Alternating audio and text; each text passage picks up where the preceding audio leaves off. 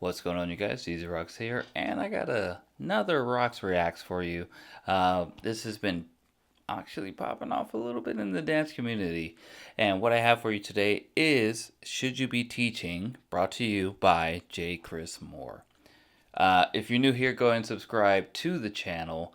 Hit that subscribe button right there. Give this video a like if you like it. Get in the comment box. Let me know what other thing you want me to react to. And who knows, I just might do it. But yeah, subscribe for more. Dropping knowledge, how-tos, musicality Mondays. Plenty of stuff to help you grow as a dancer. And have fun with your boy along the way. With that said, oh, I'm so excited to get into this. Run that intro. Let's do it.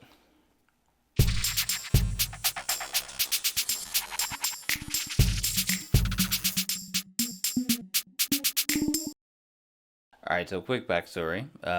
Jay Chris is one of my homies from really long time ago. Really long time ago. He is a OG in the dance community. He's done it all. He's seen it all, and he knows a lot about what he's talking about. So when he posted this, he got a lot of traction with it, and he got a lot of love for it because a lot of these questions are really, really important that you should ask yourself.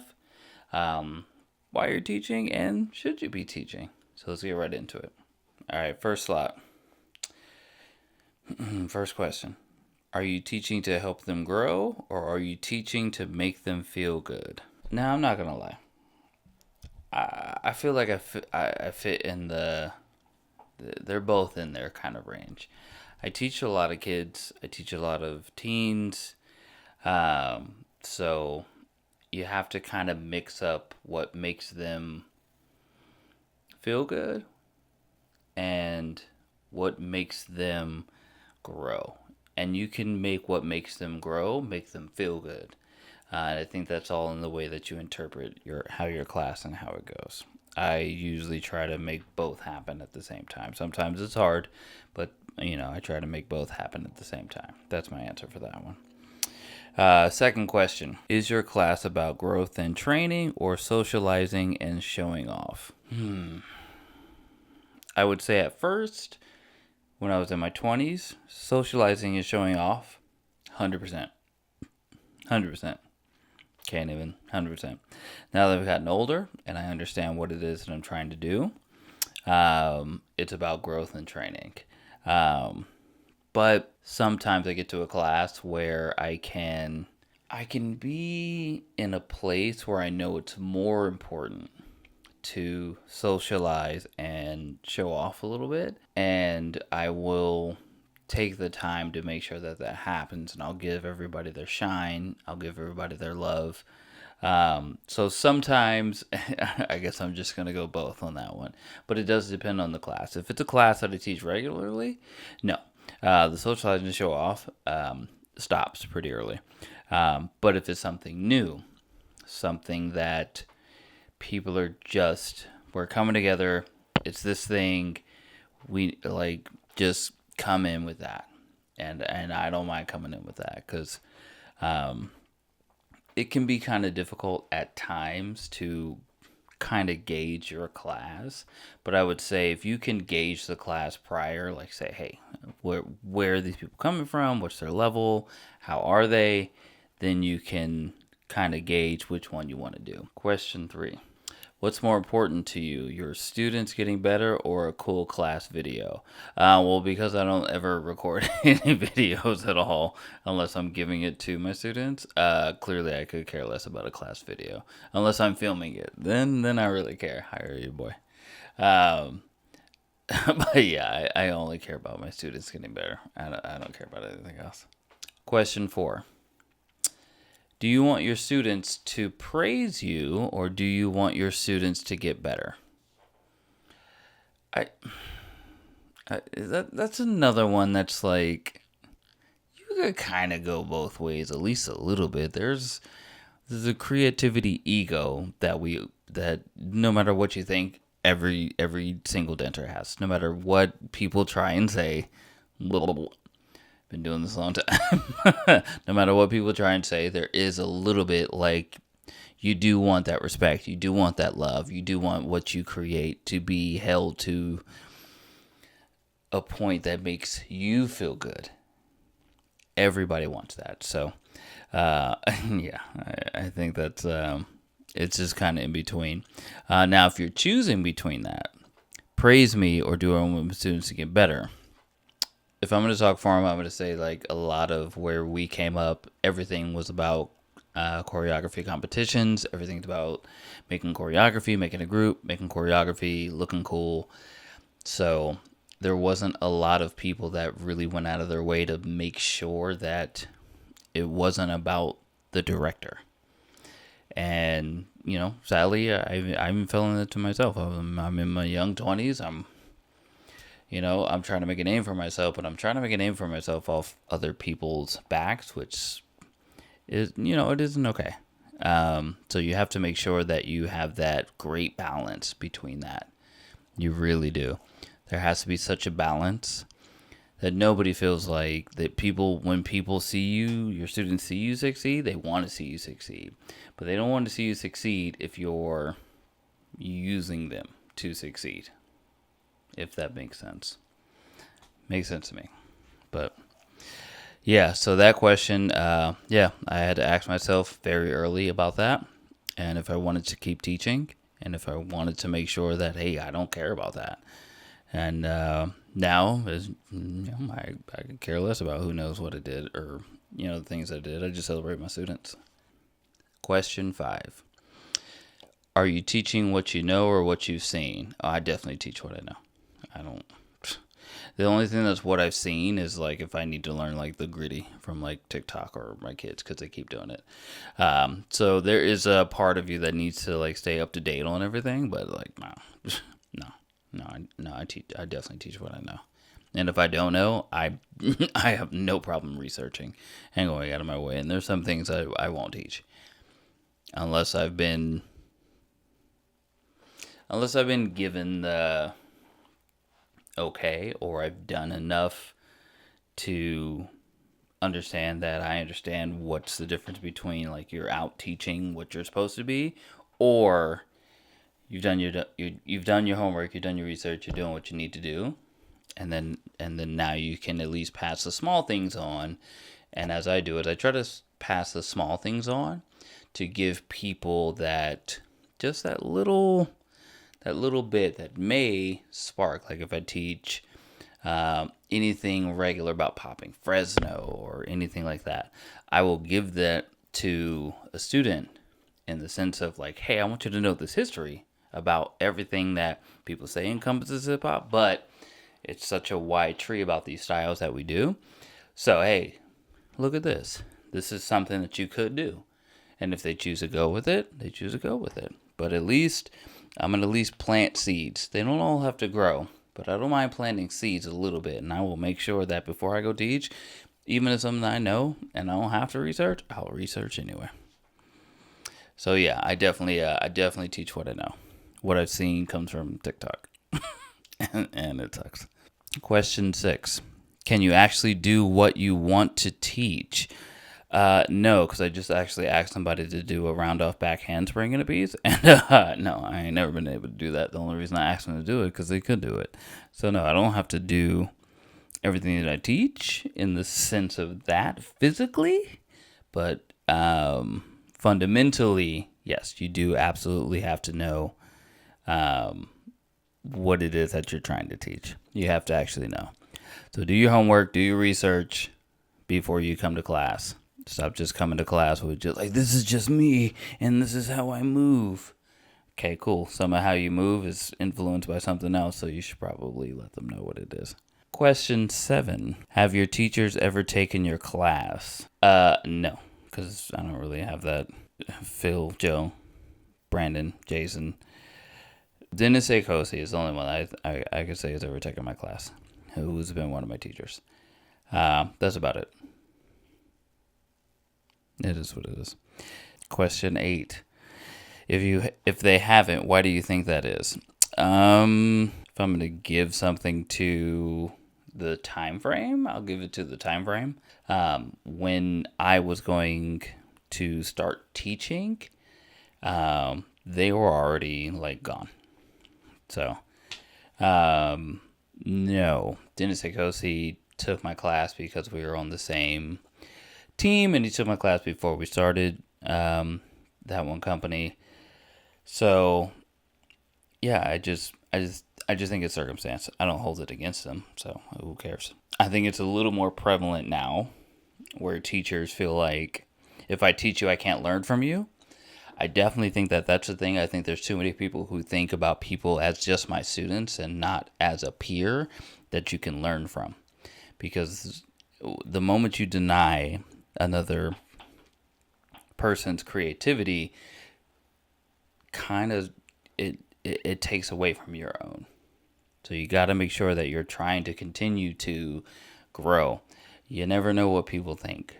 And I know, like, once we get into learning and teaching and doing this, we have these certain aspects that make us want to feel like, oh, this person can't teach me. How could they? And it's a wrong mindset to have, because you have to look at learning like it's a new way to think about things. And that's pretty much it. You gotta continue to find new ways to look at things. You probably have one way that you go through your musicality. And then you can look at somebody else and be like, wow, that's a very interesting way to move through the musicality. I would have went to this beat, to that, to this, to that, to this. But they went complete opposite. That's something to learn. So I definitely feel like if your teachers haven't taken it, that might be why. I did it for my students, so I took all of my students' classes. There's not one that I didn't take their class. Question, what is it, 8, 9. Are you a good teacher, or are you just attractive or have a nice body? Okay, if that's the case, clearly I'm just a good teacher. That shit don't apply to me. That's hilarious, though. Are you just attractive or have a nice body? Hey, look. Check them heels classes. I know that's what he's talking about. Question 10. Are you good at choreography, or are you just good at mimicking? I don't know. I came up in the biters will be eaten phase. I know what he means, because I had somebody come through, and this is a true story. I had somebody come through when I was hosting the groovology classes, Sunday groove classes. A lot of you guys came to them if you're in the Sacramento Bay Area, California area. There was one person that came through, and I love this dude to death. But there was one moment that I was just like, while he was teaching, and I don't try to I gave the class out to make sure that I'm giving opportunities to people and bringing in great choreographers to teach. But there was just one thing that was said at one class that I was just like, oh, I don't like that. I guess we got through it pretty quickly, and he still had a lot of time. And he said, oh, wow, I didn't know we get this far. All right, let me just make something up. What would Ian Eastwood do? And I just was like, what'd you just say? Love you, bro, but nah, that's not it. That's not it. In my opinion. Whatever. You can think whatever you want, but yeah, so that mimicking thing, be yourself. You'll be fine.